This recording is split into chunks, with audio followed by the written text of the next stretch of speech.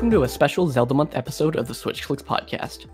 Zelda Month has returned. During the entire month of November, we are celebrating the Legend of Zelda series with 5 special podcast episodes featuring interviews from some of the greatest online creators. Additionally, we will be showcasing 4 play-by-tier episodes reviewing various Zelda games. 3 of them are already out, and we will be bringing back Triforce trivia later this month. Check out the episode description for more information. My name is Dakota, and today I'm joined by, you guessed it, Nathan! Hello. Tonight we're joined by David Geisler, the producer and often host of Another Zelda Podcast. This episode we are continuing our discussion of our top 10 Zelda trailers. The first 4 spots of the top 10 are available on Another Zelda Podcast. Thank you for coming to the show. Hi there. Thank you so much for having me. This is a real treat. I love this kind of weird experiment we're doing here where, yeah, you're right. We did the first 2. We're building a top 10 list. We did the first 2 on my show, Another Zelda Podcast. Now here we are on the Switch Clicks show doing 3, 2, and 1. I guess the top 3 of each of us to create a top 10. I'm just really excited to be here, and I'm really happy to be participating in your month of Zelda. It's an absolute pleasure. Thank you for the invite. Well, we might as well get started. What was your number 3?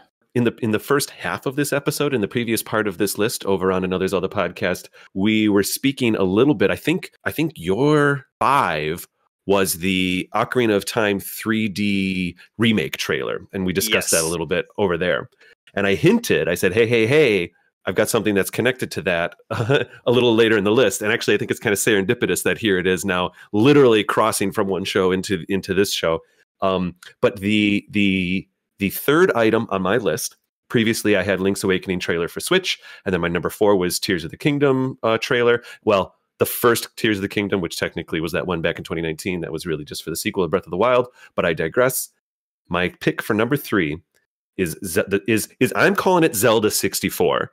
Now, I'm not even calling it Ocarina of Time. I'm speaking to the Zelda 64 reveal trailer in question mark at Space World in 1995. Now, this is kind of at a time in video game history where trailers as we know them today didn't exist. But I wanted to keep this in my list because it definitely wasn't a commercial. It definitely wasn't a promo. There was kind of this demo reel that was playing at Space World that showed a bunch of Nintendo 64 games on their tube televisions back then, just kind of up on stands at these booths. And for about 12 to 15 seconds, which was more than what some other games got recognition for about 12 or 15 seconds, there was a 3-dimensional model of a Link that jumped down and started sword fighting a metal knight. And at the time, the game was being referred to as Zelda 64. And so I wanted to include it on my list here. And I do think it still fits the criteria of trailer, slightly altered for the context of the time that it was released. But it was so special. And back then, I mean, YouTube didn't even exist back then. So a lot of us, we were reading about this and just looking at like weird photographs in magazines that reporters took of the televisions trying to capture these images of Link fighting this knight. And so I remember being in, I think I was in high school when this Space World thing happened, and we weren't really on the playground. You don't have playgrounds in high school, but we were talking to each other in between class. We were talking to each other in the lunchroom saying, did you see the 3D Zelda? Did you see what Zelda 64 is going to look like? It looks so real. It looks so amazing. The knight is actually reflecting light. I don't think it's ever going to get better than this. We've made it. And it was the talk of the town. It was, and even though there was a lot of talk about Super Mario 64 at that Space World, every single magazine article back then they couldn't help it. They'd end up gushing about the Zelda 64 trailer. Now, you actually can find those 15 seconds on YouTube pretty easily these days. I'm wondering if either Nathan, I'm going to guess you probably have at least like done the archives here and found this, but have either of you seen this little battle with Link and the Knight? Yeah, I actually just found it on the Zelda Dungeon YouTube channel. If you're watching it right now, that blew our minds. We were ready for Zelda. In hindsight, it's a pretty simple animation, but I can totally see how it could blow some people's minds, especially if you're only looking at certain, almost not screenshots, but pictures of the video in a magazine.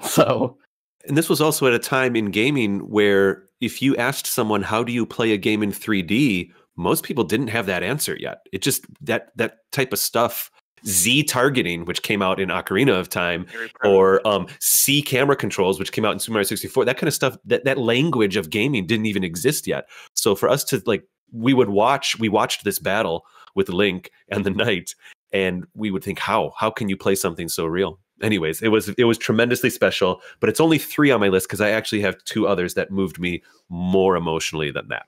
Yeah, looking back at this trailer, I personally haven't seen this one. This is actually my first time seeing it.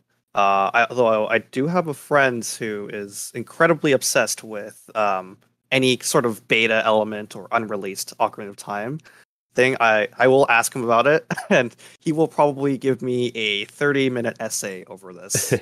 We did do a Zelda 64 episode back in, I think, season 3 for Another Zelda Podcast, and it was kind of the making of Ocarina. I did a little bit of a deep dive, and there were technically 2 more, for 2 more years, 3D Zelda 64 continued to appear at Space World because it took them, a couple years to make it. And so that final-ish trailer that was made probably is closer to the one that we were referencing with your number 5 pick, Nathan and Dakota. But nevertheless, this was the beginning of it, and there's a lot of stuff online. There's actually kind of like 3 or 4 different iterations of what eventually became Ocarina of Time. As they were, you can study screenshots and see how the C buttons were doing different things. It's all very fascinating. But anyway, I'll stop gushing there and just say that's why it's number 3. Okay, so your choice, your previous choice earlier on was for the so-called Tears of the Kingdom trailer, or sequel to Breath of the Wild from 2019. Yeah, that first one, yeah. Our third place is the one from 2021. Ooh. This was the one that revealed that this game was going to be taking place in the skies, and it opens off with the usual darkness. Ganondorf, I guess allegedly Ganondorf is causing all sorts of chaos against Link and Zelda. Zelda falls into the crevice, and boom, darkness. Suddenly, we open up to this big, massive world with Link skydiving, and there's a bunch of floating islands everywhere. And holy crap, the music was blasting all over the place, and it was insane. I remember my initial reaction to this. Once again, it's like the 2019 trailer. We really didn't know what to expect. This was completely new information. The theory community has definitely exploded from this point on. Like, oh my gosh, floating islands, Skyward Sword. Oh my gosh. Well, and if I may, real quick, like, it wasn't an accident. It didn't feel like an accident that this trailer came out very shortly after the Skyward Sword HD release. Like, it was Nintendo was obviously referencing that, right? I mean, there was something going on there. It was not a coincidence to have a game, like, they ask you to play this game based on the sky, and then suddenly, boom, we're here in the skies again. Yeah. I think even though this trailer didn't hype us up as much as the 2019 trailer, I would say the music behind the trailer really gave me chills. Particularly like right at the beginning, it kind of felt like they were trying to reference back to the Breath of the Wild theme, or at least the end part of it. And it was just an overall crazy experience because we were just sitting through this Nintendo Direct, and we saw Skyward Sword, we saw a bit of Age of Calamity, the typical Zelda stuff, and then we were kind of expecting to see Breath of the Wild 2 at that point, but we didn't know what to expect. I was thinking like maybe we're just gonna see more underground stuff, just Breath of the Wild, but you're going on a spelunker journey or something like that. But this presents so much new information that I don't think any of us were expecting at all.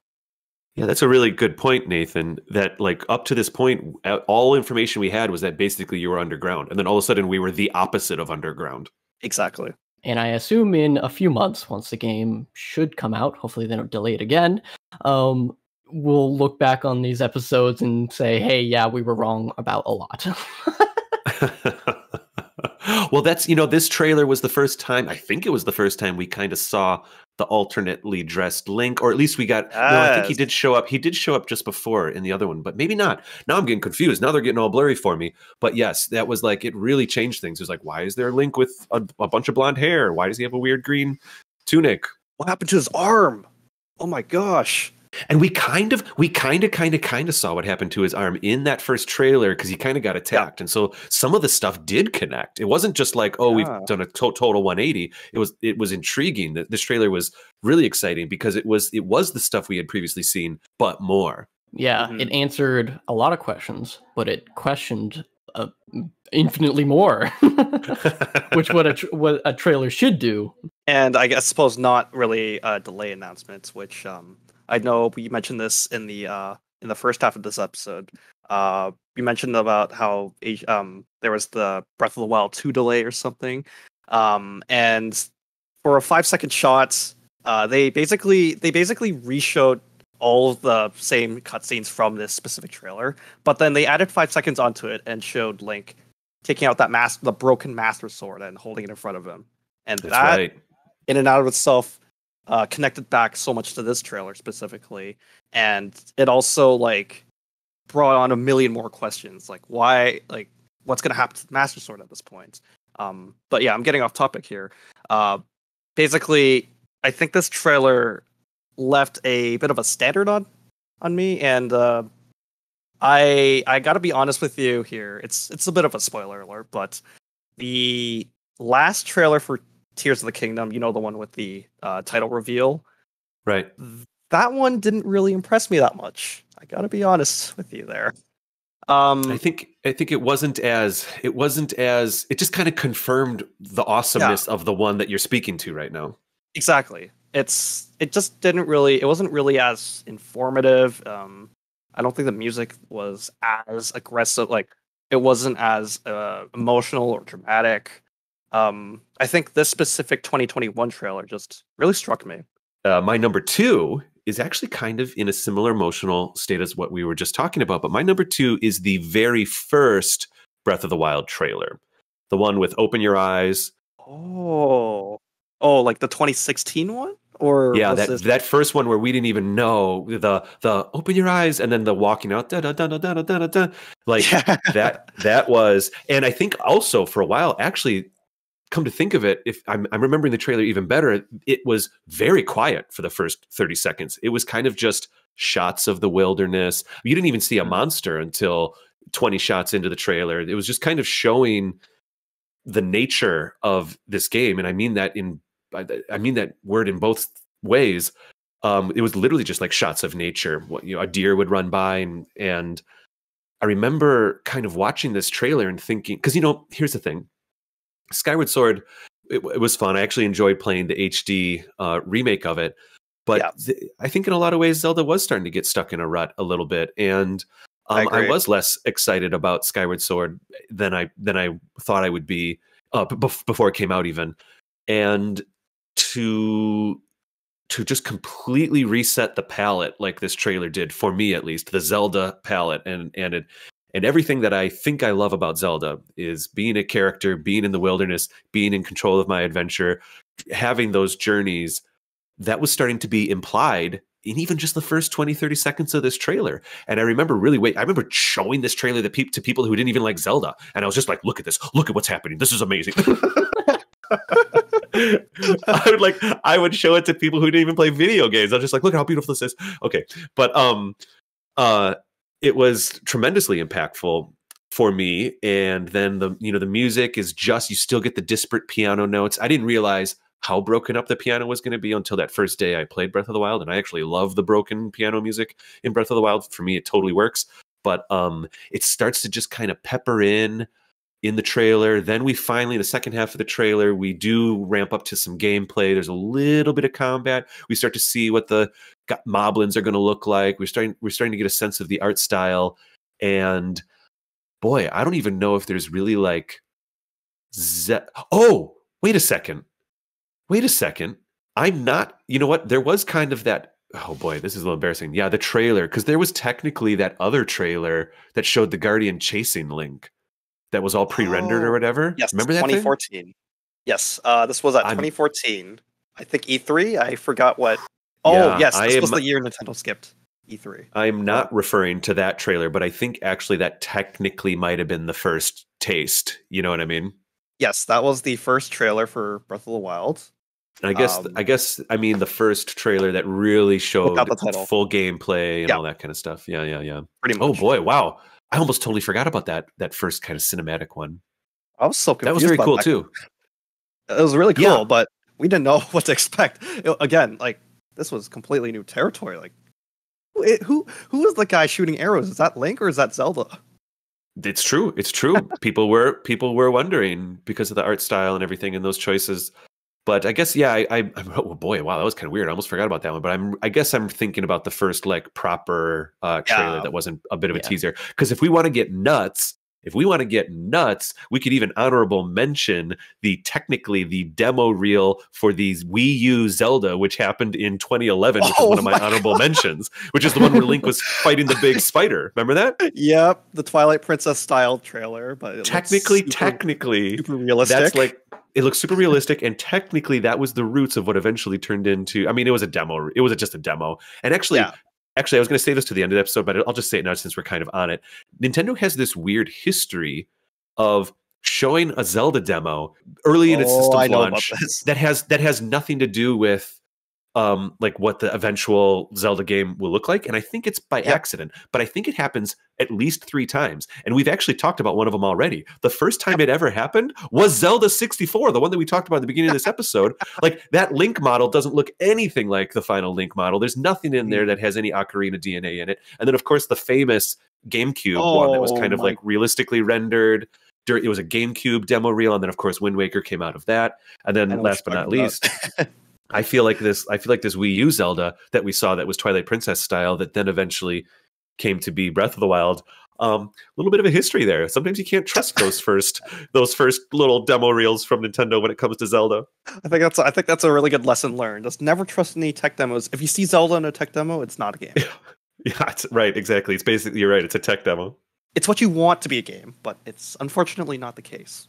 And I believe this was the year that Nintendo kind of almost put all their chips in, because I believe E3 2016 was the year that we knew about the NX. It wasn't the Switch at that point. Right. And that was Breath of the Wild was like the only game they brought to E3. And maybe Pokemon, but yeah. They basically brought the world of Breath of the Wild to their booth. It was nuts. I'm sure you guys have seen photos of it. One of our blog writers, Shane Kelly, he actually was at the event, so he'll tell you stories for hours. I'm so jealous. Yeah, I know. He has pictures of the actual like fake cooking food and Link and the whole thing and the Guardians, all of it. He happened to be at E3 that year for it, and so that was super cool. But yes, you're absolutely right. They were all in. I think Nintendo said like the NX was going to be an operating system. They didn't really want to show all their cards yet. But anyways, I feel like I've made my point about this trailer, and maybe I'm getting a little long-winded here. So I guess let's move on. Actually, I don't think we need to move on because our second place is the same trailer. What? Yeah. Oh, pardon me. Oh my gosh, that's amazing. Well, what are your guys' thoughts on it? I mean, we've talked a little bit, but what are some of your thoughts? I'll let Dakota take this. So I really like the art of editing a trailer. And this is probably, it's not the best trailer, but it's one of the strongest trailers I've ever seen. First of all, they start off with the open your eyes line, which is now an iconic part of Breath of the Wild, and I assume they'll reference it in the next game, but it's iconic. It's iconic. I agree. It also reveals that there's, at a certain point, of voice acting in this new game. So, and that was, I'm pretty sure, brand new to Zelda, right? That was 100% was. Zelda. Yes. Yeah. Very first time. And then Nintendo did this choice you just mentioned earlier that, the first half of this trailer is purely landscape shots. There's a few of them with Link doing some actions, but 90% of it is landscape shots. And then about 2 minutes in, they swell up the music to a shot of Link on top of one of the towers and Calamity Ganon surrounding the castle. And they just do like a back and forth shot to like a sound. Yeah. And holy moly, I love when trailers do that. It's probably one of my favorite things when they just go silent for a few seconds and then they just basically punch you in the face with some music that even continues into action scenes, which both give you an idea of the world that you're about to explore with and the different game mechanics that you're gonna play with. It's one of the most perfect trailers I've ever seen. I mean, I agree. You're preaching to the choir. I agree completely. I think that first half of that trailer is almost flawless. You know, it's almost it's so good that by the time they start showing some of the combat, you're kind of like, oh yeah, that's right. It's a video game trailer. Like it's so good in the beginning. You're already in the motions there. You're already freaking out over this game. Somehow they put so much content.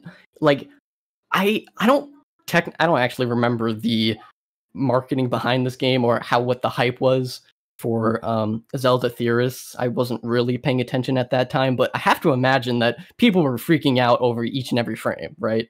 You know, we started Another Zelda podcast the year that Breath of the Wild came out. It was a total coincidence. My co-host and I had loved Zelda for a long time, but we weren't as ingrained or integrated into the fandom or taking in the fandom as much as we obviously are these days. So I don't remember a lot of people talking about Breath of the Wild, but I think it's just because I wasn't hanging in the circles at the time. And also coming off of Skyward, people were excited about it, but it was like coming off of Skyward Sword. I think it was, it needed to prove itself to us, I guess you could say. We need to actually see it, basically. Yeah. And I think this was also the time, like, we still didn't know the Nintendo Switch existed, but we knew something was coming up. So all that we would assume that it would run on the Wii U, which is kind of crazy if you think about it. Yeah. Yeah, well, I think, okay, we were talking a few minutes ago about the first kind of cinematic trailer. Didn't they, after that trailer, cut to 5 or 10 minutes of Eiji Aonuma and Miyamoto kind of playing around with the game on a Wii U pad? Isn't that right? Am I remembering this correctly? Or was that a separate with the TV behind them? Yes, with the TV yeah, to the the TV, left. right. This was in 2015. I forget if it was the Game Awards or if it was E3. So we totally expected it to be a Wii U game. And honestly, the truth is, I actually didn't get a Switch right away. I very much have played and beaten Breath of the Wild on my Wii U happily. Oh, same here. Wow. Yeah. Rare few.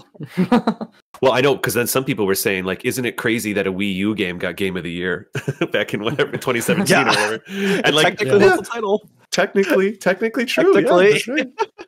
I'm curious. I just have this gut feeling that you might have the same first place as us. It could be very much the same one. Guys, we are like, so we had, our 4s, our 5s, and our 3s, our 3, 4s, and 5s were really a bit different, but they were kind of like in the same spirit. I really appreciate it. I feel like the three of us are becoming like cohesive Zelda nerd fans here, because I honestly think our first might be the same as well.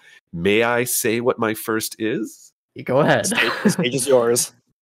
Drum roll, please. So, you know, we were kind of talking about I don't want to like beef this up too much, but I do want to introduce it a little bit, especially because I suspect we're all talking about the same thing. You know, one of the things that we've kind of accidentally explored in this episode, and then the first half of this episode over on Another Zelda Podcast, is kind of the evolution of the trailer, or how trailers are even delivered anyway. You know, it was like Space World demo reels, then it was E3s, and these days it's just live streams. You know, it's moved with the medium as it's needed to, and I think the trailers have changed a little bit as well. What do we have? I know it's been many years, but we basically have 3 or 4 Tears of the Kingdom trailers at this point. Back in the day, sometimes you just get a trailer for a game, and I'm thinking about a single trailer right now. Maybe I dropped the seeds like this. Back in 2004 at E3. Doesn't look like it's matching up, actually. This isn't pinging for you guys? I mean, the words that are coming out of your mouth, I completely agree with our pick, but go ahead. All right. There was, unless I have my date super wrong. For me, E3 this 2004? 2004. This trailer came out at a time when video game presentations, keynotes, whatever you want to call them, were very important and very part of our culture. And also those keynotes, I'll call them, being streamed out and being recorded and streamed out. So the visual presentation of these experiences was also very important in our culture. So in other words, unlike Zelda 64, it's not just a bunch of tech dudes taking pictures. And like these days, everybody can stream the trailer within the first second. back then it was kind of in this middle ground where there was this event where hundreds of reporters would go to a stage and they'd watch a thing on a screen and they'd get excited. And so my number one pick is the Twilight Princess reveal trailer at E3 in 2004. I had a feeling that was one of them. Yeah. Okay, so it's not your first. Oh, this is great. It's not our So first. the reason it's my first, it is not only is it one of my favorite trailers. Certainly, I actually think that the Breath of the Wild trailer we just spoke about is even more artful and better made. But this Twilight Princess trailer was an experience, and you can find it on YouTube. It's very Googleable. It's like in low resolution. But anyways, I've been leading up to it enough. I'm kind of burying the lead here. Let's just go for it. Twilight Princess, as we all know, came out after the Wind Waker, and its art style was somewhat a direct comment on Wind Waker's art style. I actually personally like both. I support both, though I am honest. I do admit that I was challenged by Wind Waker's art style when it first came out, so I was very excited for Twilight Princess's art style. So the Lord of the Rings had already come out. You know, there was like people were kind of into the high fantasy. The high medieval fantasy was very thick in our culture at this point in the early 2000s. And this trailer, actually a little bit like the Breath of the Wild trailer, the first couple shots don't show much. There's a hill, there's a sunset, then slowly I think they were bokoblins or bokoblins, however you like to say it, started coming over the hill. And, you know, I've always accidentally said bokoblins because it sounds like goblins, but it's bokoblins. Nevertheless, you're absolutely right. They start coming over the hill, and then we start getting more and more action. We see Link on a horse. We see Link doing sword fighting on a horse. The music is swelling. Then we basically see what we know now to be a Goron possessed, but it basically looks like a Balrog slamming down and fighting Link.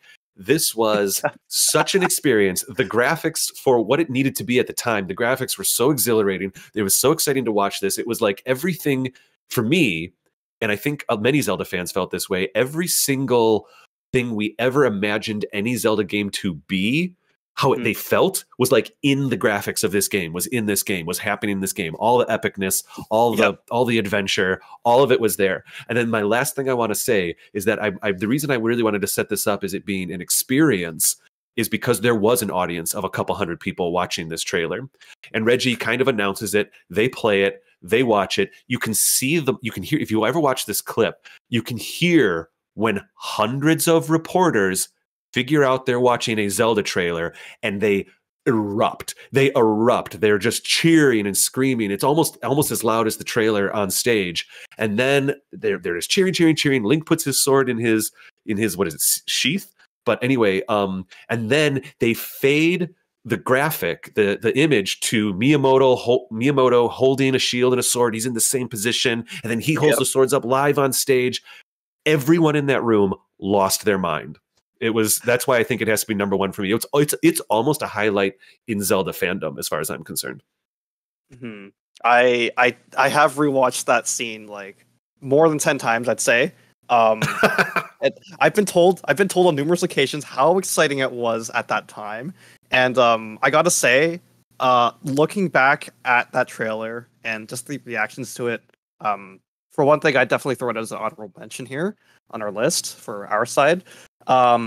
Personally, I was a huge fan of Twilight Princess growing up, but I was never really into Zelda by the time that trailer came out. And just looking at it in contrast to how the game aged today, that just speaks a lot for itself. Like there's a lot of this there's this level of, I guess, a following towards what that trailer had compared to the final copy of the game. A lot of beta elements and whatnot. But just like overall, I've rewatched that one reaction video and I kind of wish I was there to experience it. The way that you describe everything, I kind of just wish I was in that audience there. But even just sitting here at home watching it, I just feel the chills from the audience cheering, from that one moment that Link raises his sword while on horseback, or the Miyamoto transition at the end. That was really, really cool. I wasn't there, but I did watch the stream, and I remember equally like losing my mind over it. And so it's I know some people love Twilight Princess, some people hate it. I'm not here to discuss that. I do enjoy it. I like just about every single Zelda game, but the way Nintendo handled that trailer and the way they delivered it is, I mean, it's artful. It was amazing. Yeah. Oh, and to throw some icing on the cake there, it played the same music as that one Ocarina of Time trailer that we mentioned Seriously? in the first half. Yes, Conan the Barbarian. They played That's awesome. the same music on the N64 trailer, the same music on a Wind Waker commercial, I forget which one it was, and the same music that was played on the Ocarina of Time 3D trailer. This was the love letter to, Ocarina of Time fans. I think you're onto something there. Yeah, I've been talking about it a lot, so I don't want to start up a whole nother thread here, but you're right. When we saw that trailer, it's what playing Ocarina felt like when we were kids. You know what I mean? Yeah. It hit all those notes. You're absolutely right. But then you just hit a new peak at this point after seeing that trailer. In a lot of ways, I mean, for me, Breath of the Wild did the same thing. For me, running around in Breath of the Wild as a player makes me feel how I felt when I was a kid playing Ocarina. You know what I mean? Breath of the Wild is totally satisfying for me. But anyway, I digress. Now, I guess you're probably wondering what our top one, our very top trailer would be. I think I will not disagree. I can't wait. I have no idea. I can't wait to hear what your number one is. You know what? I'll give Dakota the honors of announcing this. So, this trailer is not only the best Zelda trailer, I think this is the greatest video game trailer of all time. Oh my god, I cannot wait. I'm on the edge of my seat. It's an insane feat, but I'll just say it. The Breath of the Wild trailer from the Nintendo Switch presentation, I believe in January of that year. January 2017. This trailer, I think it was really just to show that to announce that it was coming to the Switch, right? But it's a more cinematic trailer than the previous ones. It opens up with the water, almost the same as the previous one we discussed. But it does have a little bit more eerie music in the background. You see a little more birds tragic. Flying. You see more landscape shots of places that we haven't seen yet, which kind of shows off the variety of land that you'll be exploring in Hyrule, which is somewhat unheard of in previous games. Yeah. And then it kind of gets silent again without much music. You go into the more naturey. And then the music starts to swell again as they reveal the Master Sword in its pedestal in front of the Great Deku Tree. Yes. With just the flute in the background. I'm so sorry to interrupt, but I actually welled up when I remember this trailer. Now it's all coming back to me. I welled up when they showed that Master Sword and it just went with the flute. It was hard for me not to almost cry every single time I watched it in those early days. Yeah, because probably before that you've never seen it in, I would guess, such beauty, you could say. Yeah. Yeah, we only saw very brief shot of it in the 2016 trailer too. This was a full-blown this was a good solid few seconds. And then they immediately go into the pan up landscape shot. You could call it the Breath of the Wild shot, but it isn't in the same location, with just the drums in the background, the camera going right past Link, panning around him with some chorus music into and again, they punch you in the face with some music. There's no other way to describe it. They punch you in the face with some music. Yeah. In fact, it's such a strong audio cue that I remember some speakers they kind of peak out once in a while when you play it. Yep. And then they only do that peak for maybe 10 seconds, and then they go back to piano, just calm piano, which is where we hear Impa talk about the history of Hyrule, something. I don't remember. The history of Hyrule is actually the history of Calamity Ganon, or whatever she says. Yeah. Which is where they introduce Calamity Ganon. We get a name drop, and where people can theorize out of that. But then it gets crazier from that point on. There, and then somehow they elevate it from what they just previously showed you with just more epic music, and probably my favorite piece of music in the entire Zelda series. with action, different gameplay elements. You can see that there's elemental elements. You can mess around with time. There's there's so much champions, going on. the divine beasts, all these brand new characters. Yeah. And then they eventually show a lot. Wow, this actually goes on for a long time. Almost too much to take in there. Yeah. The trailer, it has like acts to it. There's like swells and crescendos, and there's acts to the That's trailer. a perfect way of describing it. Yeah. Yeah. Right in the middle of Act 2 and 3, essentially, they go back. I love that part. They go back to the pianos, and you hear the king. I forget his name. King Rome. Yeah. Well, it was for Daruni. You basically hear the king. It sounds like he's talking to Link, but he's also just talking to the player. And he says, I think you are now ready to hear what happened 100 years ago. Which completely destroys everything you thought about the Zelda series. And it just pans out to the world you're about to explore. Massive world of Hyrule. Oh my gosh. This trailer is so good. Yeah. Yes. Yeah, I remember this one. They get more to a peak. There's like the peak of the music gets to like 252 into the trailer. It's just the most hype stuff I've ever seen. And then they still go all the way down to the emotional moments at the very end. Well, it's not even there. It's like even right before the ending, there was that one piece of piano bit, and then you actually see Zelda crying. Oh yeah. Yes. Oh yes. And then right back into the action. I don't understand how they can do this, man. I don't know how they go from such emotional lows to such like hype highs in the span of like 2 seconds, and do that consistently like 5 times over. They really do. You're right. They really do. Man, yeah, they're whipping back and forth all over the place. So what is it? So Zelda is, because Breath of the Wild itself is so serene, but also so epic that maybe that's why they are able to do that in the trailers. Yeah, I think. Maybe. Well, also they had the pre-rendered cutscenes, which were, I think they were pre-rendered, right? Yes, pre-rendered. Yeah, they were pre-rendered cutscenes, but they could mix that into it. And for some reason it worked. Yeah, that was for a second. Some of that blurred into some of the other trailers, my memories of other trailers, but it's coming back to me now, and I know. I Googled it here real quick as well, and I remember this thing really. Yeah, this gets your heart racing. This gets your heart racing, and you're ready to go. Yeah, I really like high energy trailers, not just like, here's a logo. So boring to me. No, don't give me that. Give me this insane. Give me heart. Give me a heart, and also me cry multiple times over. Yeah, like I've gone back to this trailer so many times, and this is the type of editing like I want to get to, where you have, I guess, the perfect amount of music. Mind you, they can make the custom music, so it's not that impressive. Like I can hear you smiling, Devin, in your voice. It's just nuts. Yeah, it's so true. This is one of the main reasons I wanted to talk about this topic in general. Mm-hmm. I think I've mentioned that this is like one of the greatest trailers of all time in previous podcast episodes that we've done. But not to this extent. And I love it.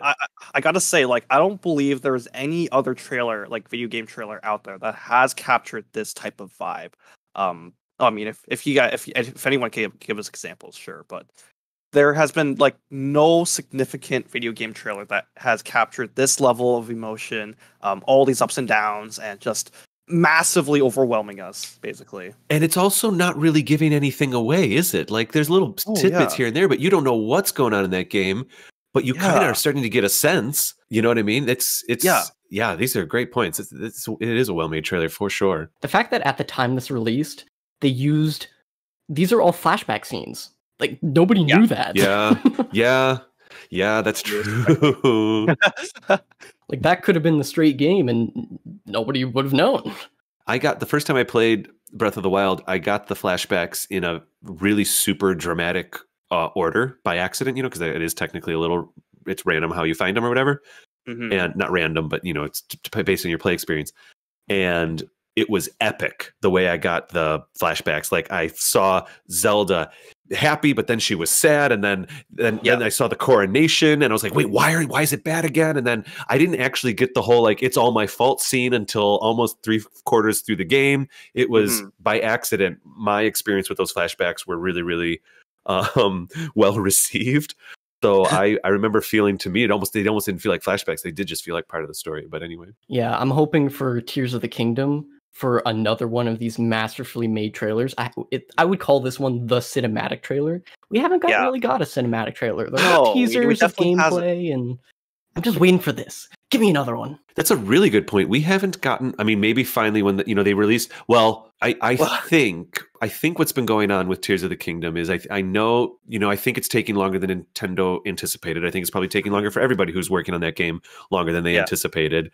And also, I think they kind of they're using the same engine as Breath of the Wild. And the last time IG Aonuma did that, he did it with Majora's Mask using Ocarina of Time's engine, and they turned that one around in a year, and they had to reuse a bunch of assets. So maybe they thought, we'll use the same engine, we can build so much more, we'll keep on moving.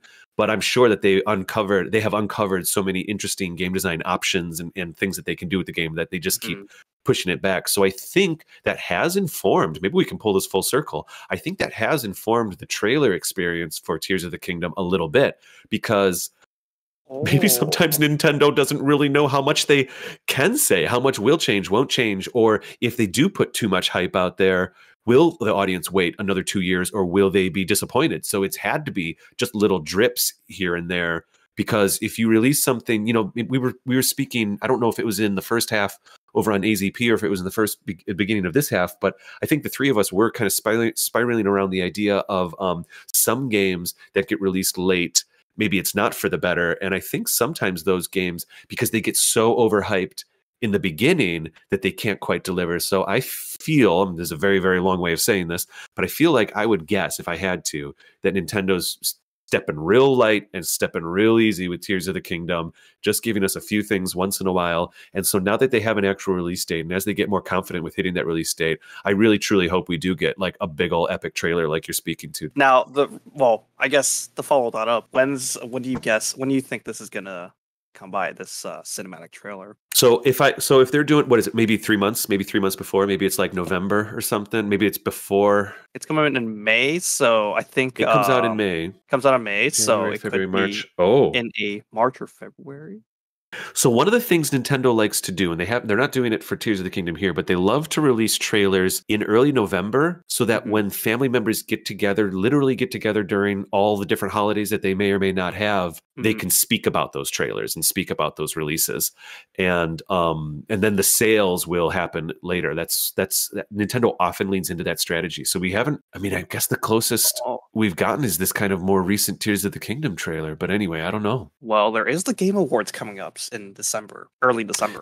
Maybe something happens there. And unlike December, January, February, March, April, May, that's still 5 months out. Yeah. Unlike most Nintendo games, I think Breath of the Wild has definitely made a huge presence in that show, and it might be like the only exception, and it might actually make an appearance there. Not to mention it literally won Game of the Year. Yeah, Breath of the Wild Game of the Year. I don't have the data for this, but there's reports out there. I've just taken this in over the decades or whatever, that there's some kind of psychology to having something. If something is, I guess we could just say, like, if a trailer comes out for something, a movie or a game, and it's within a 3 or 4 month window, that it's like exactly the right emotional timing for people to want to purchase it. Now, that's not the end all be all, but there is something to be said for that. Yeah, you want some marketing in between, with also pre-orders usually go out between 3 months or 3 to 4 months before the game comes out. Yeah, I can totally see a February date, I think, of when we get a Nintendo Direct generally.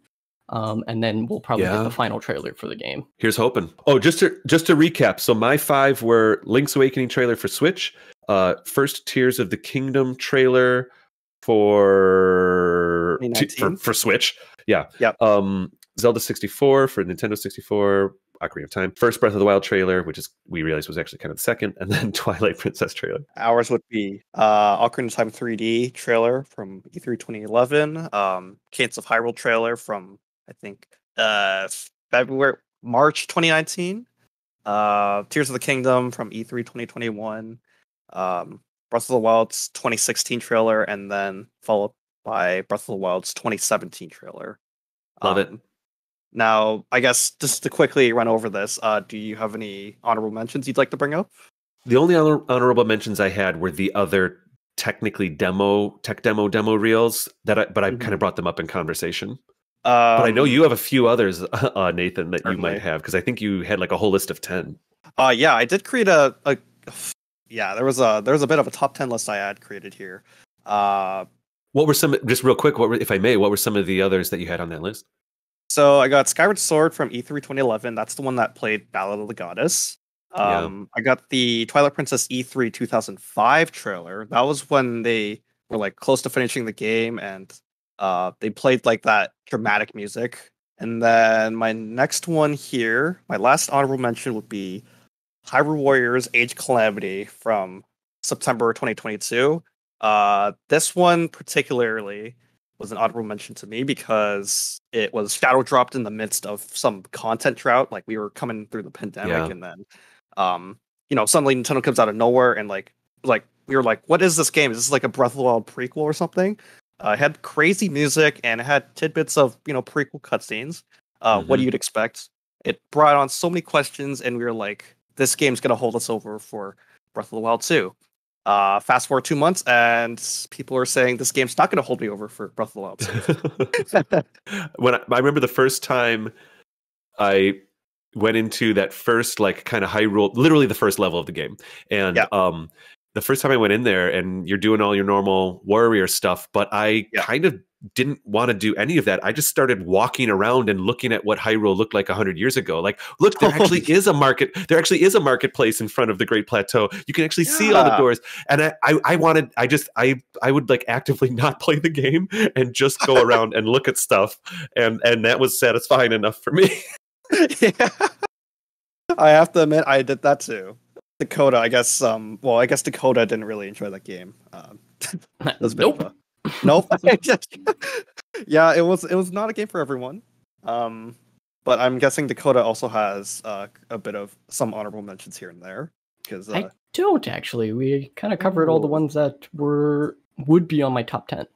Yeah. So thank you, David, for coming on the show and discussing the top 10 Zelda trailers. Where can people find the Another Zelda Podcast? The Another Zelda Podcast. I love it. Yeah. That happened on Hello Hyrule a few episodes ago. They were saying something like, "Oh yeah," and then I heard on Another Zelda Podcast that this is, and it like totally fit into the sentence. And I remember hearing that, and I remember thinking, "Nailed it! We nailed it!" Like with the name. No.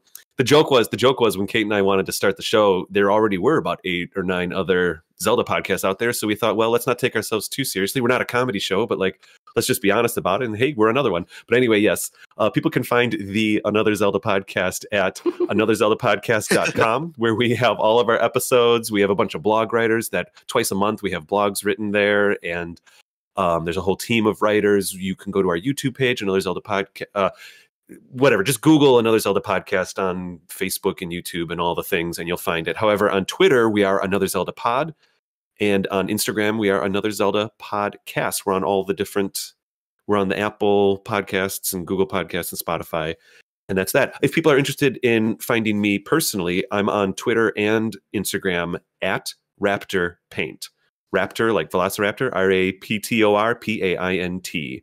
It's a strange screen name, and it was birthed out of a weird joke about what the sequel to Mario Paint would be like 10 years ago, and I'm running with it.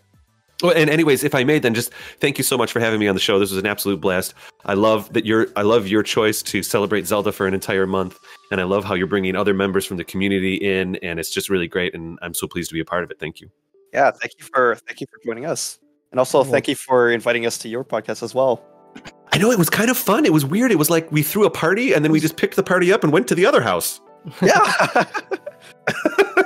And if anybody is listening to this podcast episode and wants to hop over to the other ones, a little bit different order, but you can go ahead and do that. It'll all be in the description below. Check out our other Zelda Month content all month long on our YouTube channel. We'd love it if you could follow us on Twitter and listen to future episodes on Spotify and iTunes. Join our community Discord server to continue today's discussion. And we'll see you next time on the Switch Slicks podcast.